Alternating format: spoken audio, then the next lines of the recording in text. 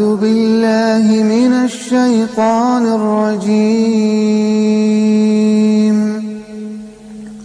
کیا آپ نے کبھی سوچا ہے ایک چھوٹی سی مدھومکھی جو نہ سوچ سکتی ہے نہ سمجھ سکتی ہے، اسے کیسے پتا چلتا ہے کہ چھتا کہاں بنانا ہے، کیا کھانا ہے اور کہاں جانا ہے؟ اللہ تعالیٰ قرآن میں فرماتے ہیں اور تمہارے رب نے مدھومکھی کو وحی کی.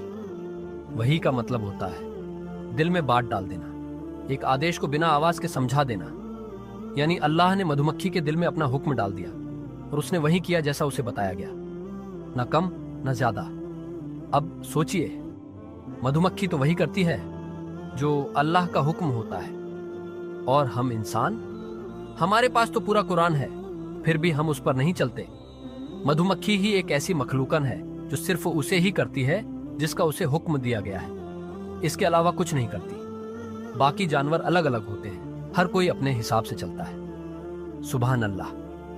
پھر اللہ تعالیٰ آگے فرماتے ہیں، تو گھر بنا پہاڑوں میں، درختوں میں اور ان چیزوں میں جو لوگ بناتے ہیں. یعنی صرف 3 جگہ بتائی گئی، پہاڑ، پیڑ اور انسانی عمارتیں.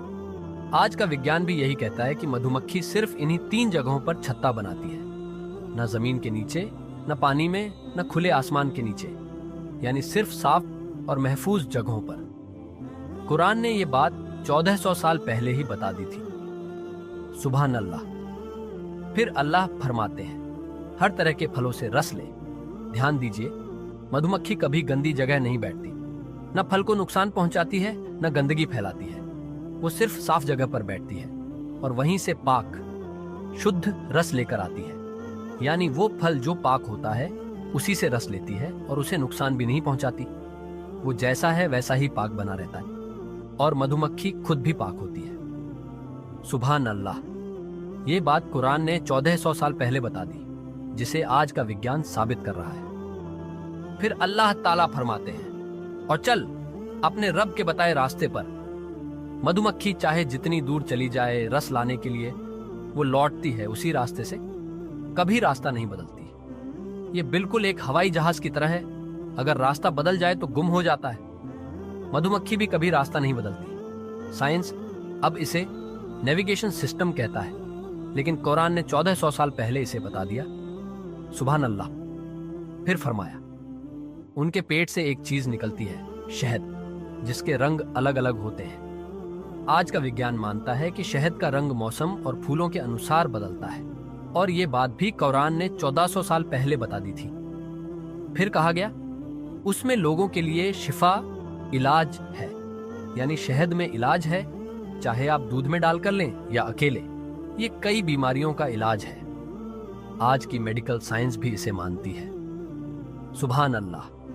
اور پھر آخر میں قرآن میں فرمایا گیا، بے شک اس میں بہت بڑی نشانی ہے ان لوگوں کے لیے جو غور و فکر کرتے ہیں.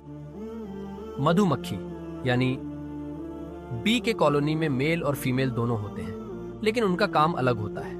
بی کالونی میں 3 طرح کے بیج ہوتے ہیں. پہلا ہے کوئین بی، جو فیمیل ہوتی ہے. یہ بی کالونی کی ماں ہوتی ہے جو انڈے دیتی ہے. اس کا کام کالونی کو پن اتپن کرنا ہوتا ہے. دوسرا ہے ورکر بی، جو فیمیل بیج ہوتی ہیں. یہ سبھی کام کرتی ہیں، جیسے نیکتار اکٹھا کرنا، شہد بنانا اور ہائیو کو مینٹین کرنا. تیسرا ہے ڈرون بیج، جو میل بیج ہوتے ہیں. ان کا کام صرف میٹنگ ہوتا ہے، اور میٹنگ کے بعد یہ مر جاتے ہیں. ڈرون بیج شہد نہیں بناتے اور نہ ہی ہائیو کو مینٹین کرتے ہیں. قرآن میں اللہ تعالیٰ نے مدھومکھی کا ذکر کیا ہے. قرآن میں جو شبد استعمال کیا گیا ہے وہ فیمیل بی کے لیے ہے. یعنی جو مدھومکھی کام کر رہی ہے وہ فیمیل ہوتی ہے. میل بیج کا کام صرف میٹنگ ہوتا ہے اور وہ شہد نہیں بناتے. تو اس طرح سے قرآن نے جو مدھومکھی کا ذکر کیا ہے وہ سائنس سے پوری طرح میل کھاتا ہے. فیمیل بیج ہی شہد بناتی ہے اور کالونی کو چلانے کا کام کرتی ہے. سبحان اللہ. تو سوچئے، ایک مدھومکھی جو صرف اللہ کی وحی پر عمل کرتی ہے، اور ہم انسان جنہیں اللہ نے پورا قرآن دیا، کیا ہم اس پر چلتے ہیں؟ کیا ہم غور کرنے والوں میں سے ہیں؟ تو بتاؤ، تم اپنے رب کی کون کون سی نشانیوں کو جھٹلاؤ گے؟ سورہ النحل آیت 68.